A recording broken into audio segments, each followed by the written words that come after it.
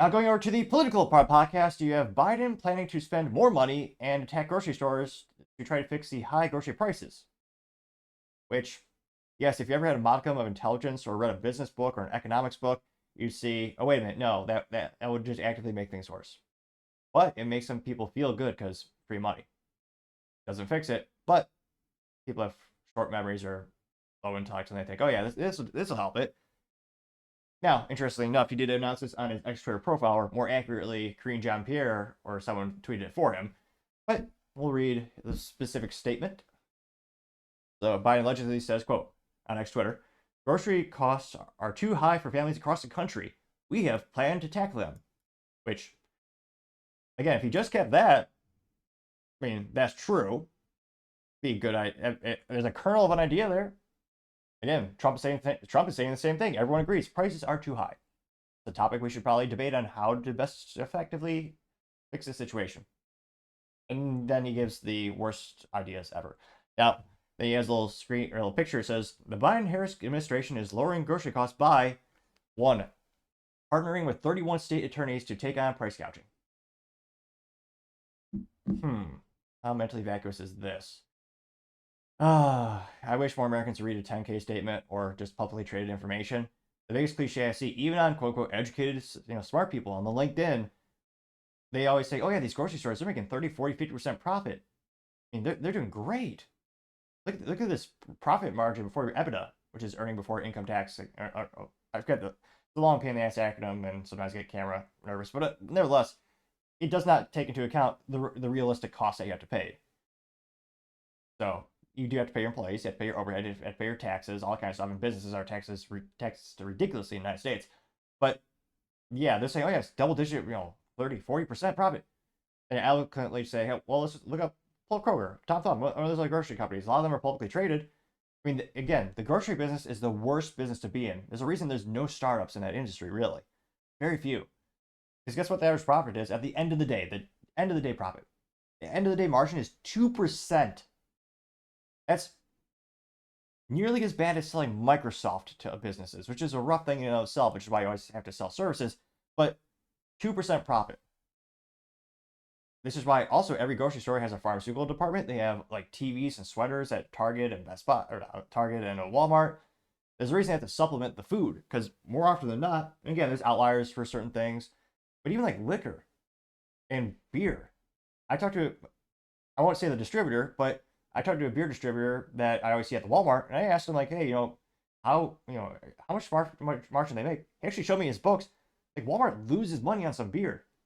There might be a factory rebate at the end of the day, but it's a loss leader. So they go there and it's a classic loss leader. That's why they put milk in the back of stores. They know a lot of households like milk is a staple, so you need to buy it. They go to the back of the store, you get the milk that's they're losing money on, but you walk past the other items that are more profitable. And groceries are a cutthroat industry. A lot of people view them as commodities, which is why I always tell people who are on a budget, go to Walmart. Target is a ridiculous luxury no one really needs in life. So yeah, attacking these stores talking about price gouging. Yeah, no, that is literally just posturing.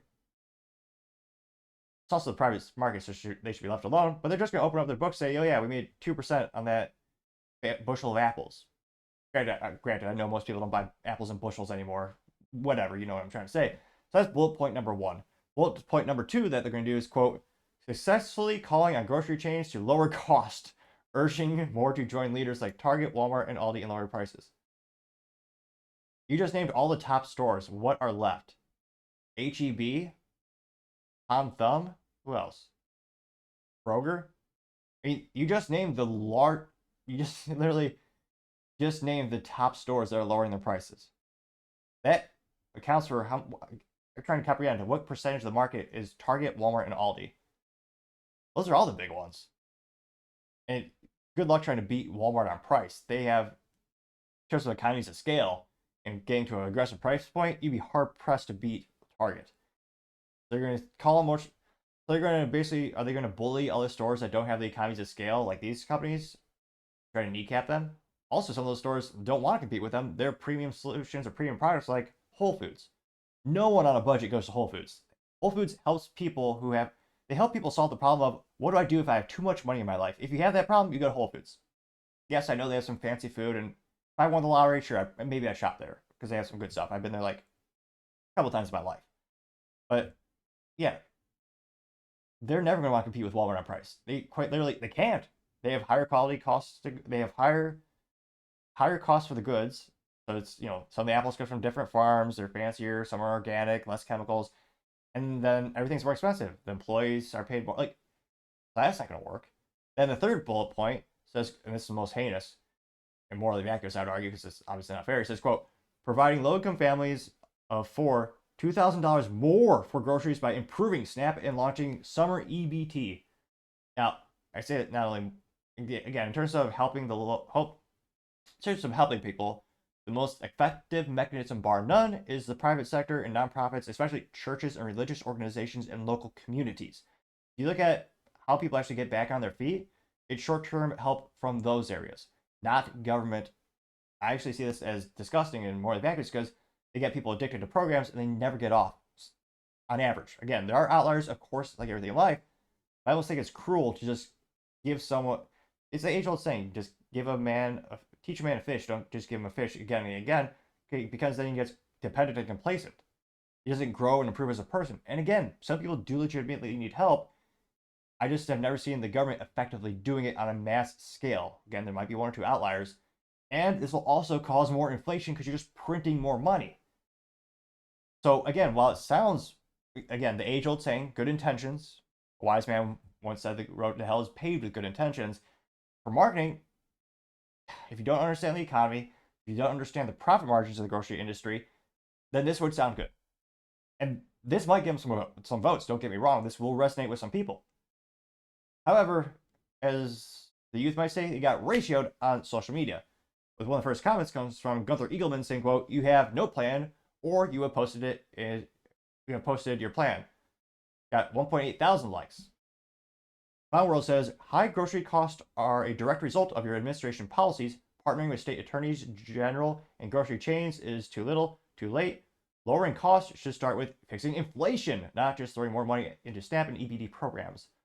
Unquote, getting 2.3 thousand likes, which is, yes, precisely. Inflation is a silent, I believe, what was the age-old famous quote? Oh, what was it? Inflation is a silent thief. Oh, I forget the all-encompassing quote, but it is a good one. Let's see, scrolling down. Paul Zupa says, quote, Joe Biden is now blaming grocery stores for high prices, not the inflation which he caused. During Trump, inflation never averaged over 2%. During Biden, inflation has averaged over 5%. Grocery stores aren't the problem. The problem is Bidenomics. It got 5.5 thousand likes. Planet of Memes did not respond to meme form. However, Planet of Memes says, you have no idea how any of this works, do you? Getting 822 likes. Well, also, why didn't he do this 2 or 3 years ago? The Texas one says, too late for that, getting 74 likes.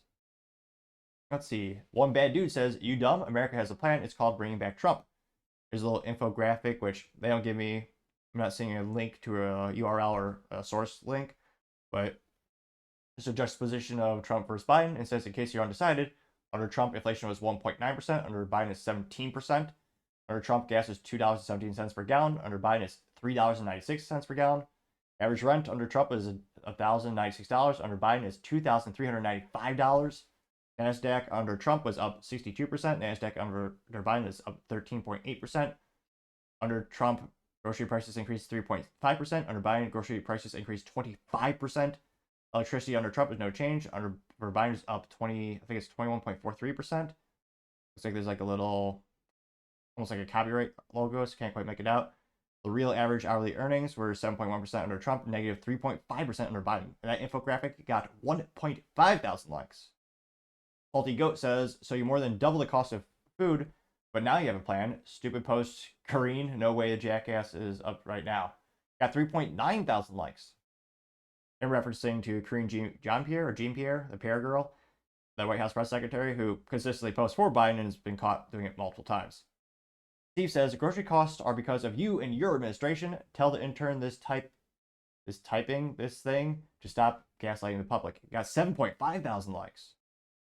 Sarah Rose says, everything costs more because of you and your failed Bidenomics, getting 2.5 thousand likes. And again, the U.S. is about 50-50 split between Republicans and Democrats. And yet, again, this is directly from Biden's account on X Twitter. I've not seen a single supportive tweet yet. A single positive response. Could this be, in fact, the rare instance, the Chris Christie effect, a term I coined after seeing twice during the presidential or the Republican campaign for Republican nominee, which Chris Christie ran, or more appropriately rolled, to try to run for office. We had 2 times on social media where he had 0 positive responses. And he allegedly has family, friends, and a campaign staff, and yet having twice, not a single positive response. Perhaps this is an instance as well. More infographics on inflation under Biden. They got 371 likes. Let's see. Trying to see if there's any contrarian statements here. For $1 dozen. Mortgage rates are 3%. That's a big issue. Yep. Let's see. General TM says grocery costs are high because of Bidenomics. Gas costs are high because of Bidenomics. Getting 2.7 thousand likes. A little more charts showing food inflation rates. Joe Rose says Trump is the answer. You're fired. Getting 145 likes. Let's see. BDMI says, why are you giving low-income family tax dollars? Why can't they provide for themselves like everyone else?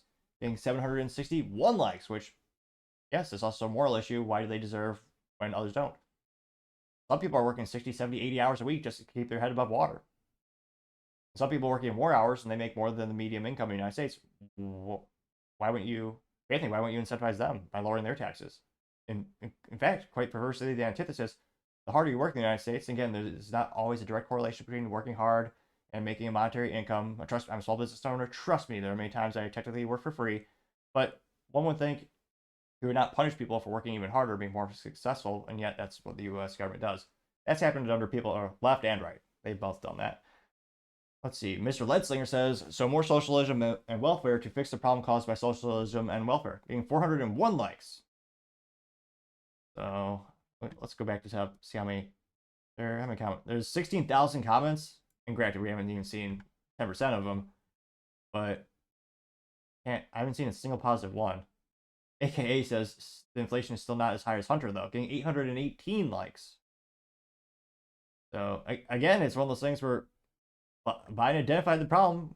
There's a problem with inflation. He didn't say that actually. There's a problem with groceries. Oh, finally, we did find it. A contrarian statement. I thought for sure it's the Chris Christie effect. Someone by the name of Mass Media Enjoyer. Interestingly enough, they have a, let's see, an American flag, a Ukrainian flag, of course, and a Mexico flag and Jerusalem flag that describes himself as ultra mega pro Biden patriot, trying to see the world through the eyes of folks. Forgot the O. From a demographic other than my own. I want justice. Civil rights for all. DMs, nah. So this Mass Media Enjoyer says, quote, what the specifics of how Trump plans on lowering the cost of groceries. He got 53 likes. He also has a blue wave in his profile. Let's see. All the comments was ratio. They didn't get ratioed by the number of likes, but most of the comments were saying, what the hell are you talking about? Just said literally what he did before, empowering businesses and deregulating things to make the economy awesome. But again, they got 53 likes, so not quite the Chris Christie effect. We found one support comment for Joe. But yep, that again, all of that, just printing more money does not help the problem. That quite literally makes our lives much, much worse. So it'll be interesting to see if this resonates for more prospective voters, or do people kind of wake up, or what's going to happen at the end of the day, or maybe it's just a very persuasive ad, but it's trending somewhere else we don't know about. Probably not, but let me know what your thoughts are in the comments. I'd be fascinated to hear what you have to say. Thank you, everyone, for taking the time to tune in. Again, trying to get to 4,000 subscribers by the end of the month. So if you could click that button, I would greatly appreciate it. Also, leaving a thumbs up, thumbs down, or comment is a great way to give me some additional feedback, letting me know how I can make the show better and better. Lastly, don't forget to take the time to tell your family, tell your friends, tell your coworkers, heck, tell your enemies, tell anyone and everyone. Just stay safe and fight the good fight.